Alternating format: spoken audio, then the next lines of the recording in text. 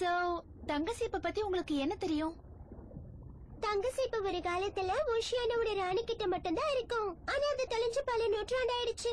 உண்மையான அரச குடும்பத்தை சேர்ந்தவங்களால மட்டும்தான் அதை கண்டுபிடிச்சு கொண்டு வர முடியும்னு சொல்றாங்க. நிறைய பேர் அதை கண்டுபிடிக்க முயற்சி பண்ணிருக்காங்க, ஆனா முடியல.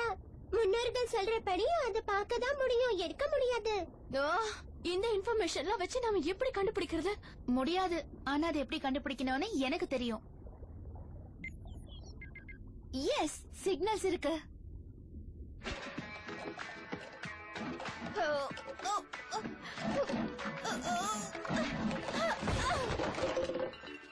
என்னோட ரெக்கார்டு உடைஞ்சு போச்சு.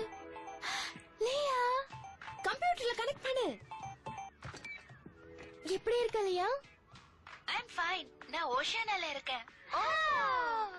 அங்க நிறைய மனுஷங்க இருக்காங்களா? அவங்க எல்லாருக்குமே கால் இருக்குமா? ஒரு காலுக்கு 5 விரல். எண்ணி பாத்துக்கோங்க. அவங்க எல்லாரும் கடற்கன்னீங்களா? ஆமா.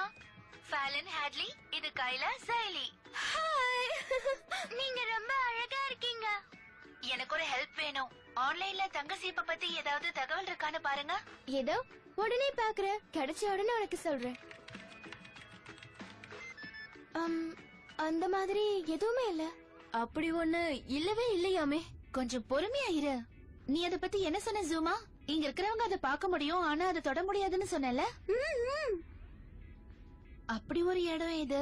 நிலத்துல இருக்கிறத எங்களால தொட முடியாது, ஆனா எங்களால அதை பார்க்கவும் முடியாதே. அப்படின்னா அது கடலுக்குள்ளதான் எங்கேயாவது இருக்கணும். அதாவது உங்களால போக முடியாததா இருக்கணும். ஃபாலன், இந்த கடல்ல ஏதாவது பெரிய குகை இருக்கா? அதாவது காத்து போற தன்மையுள்ள ஏதாவது குகை? எஸ், அங்க யாஃபா குகை ஒண்ணு இருக்கு. மாலிபோல இருந்து கிட்டத்தட்ட 70 கிலோமீட்டர் தொலைவுல இருக்கு. அது எங்க இருக்குன்னு எனக்கு தெரியும். ஓ ஃபாலன், ரொம்ப நன்றி. அடுத்த மீட் நடக்கிறதுக்கு முன்னாடியே கோச் ஒன்னு வெர்சிட்டி டீம் சார்பா விளையாட வைக்க போறாரு. இத கோச் உன்கிட்ட சொன்னாரா? இல்ல, இருந்தாலும் எனக்கு தெரியும். அதுதான் எப்படி தெரியும்? நான் அப்புறம் பேசுறேன். பாய். வாங்க, நம்ம வேலைய ஆரம்பிக்கலாம். ஏதாவது தகவல் கிடைச்சதா ரீமோ? இது வரைக்கும் சந்தேகப்படுற மாதிரி யாரும் யாரையும் பாக்கலையா? யாருமே பாக்கலையா மகாராணி? அப்படியா? அந்த உண்மையை எப்படி வர வைக்கணும்னு எனக்கு தெரியும். இப்ப பாரு.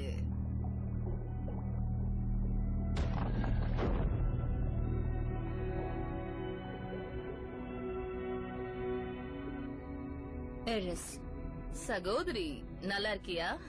நான் இன்னைக்கு விதி தேவதைகளோட பேசினேன். நல்ல பொண்ணுங்க ஒரு நல்ல செய்திய சொன்னாங்க. அது என்ன தெரியுமா? நான் ஒரு குழந்தைக்கு சித்தி. என்ன சொல்ற? நம்ம குடும்பத்துல பிறந்த எந்த குழந்தை இப்ப உயிரோட இருக்கா? ஓ, நல்லாதான் நடிக்கிற. ஆனா எனக்கு தெரியும் அந்த குழந்தை உன்னுடையதுதான். ஆனா அது இப்ப குழந்தை இல்ல, பெரியவள் ஆயிட்டா. ரொம்ப வருஷங்களுக்கு முன்னாடியே எப்படியோ அவளை நீ என்கிட்ட இருந்து மறைச்சிட்ட. ஆனா இப்ப அவ வளர்ந்துட்டா, வளர்ந்து இந்த ஓஷியானாக்கே வந்துட்டா. சொல்லு, அவ எங்க இருக்கா? அது எனக்கு எப்படி தெரியும்?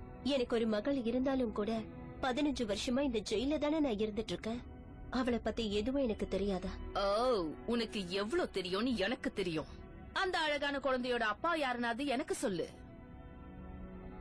சொல்ல மாட்டேல்ல? பரவாயில்ல. ஆனா அவர் நம்ம இடத்தை சேர்ந்தவர் கிடையாது, அதையாவது ஒத்துக்கோ. ஆனா அவன் கடல் ஆண்மகன் இல்லல்ல? ஆஹா, போயும் ஒரு மனுஷனையா நீ காதலிச்சு கல்யாணம் பண்ணிருக்க? நீ என்ன பேசுற, எதை பத்தி பேசுறன்னு எனக்கு புரியல. உன்னோட கதையை தான் நான் பேசிட்டு இருக்கேன். அவளை எப்படி கண்டுபிடிக்கிறதுன்னு எனக்கு சொல்லு. அப்படி சொன்னா நான் அவளை உயிரோட விட்டுடுறேன். நீ சொன்னாலும் சொல்லாட்டாலோ அவளை நான் கண்டுபிடிச்சிருவேன்.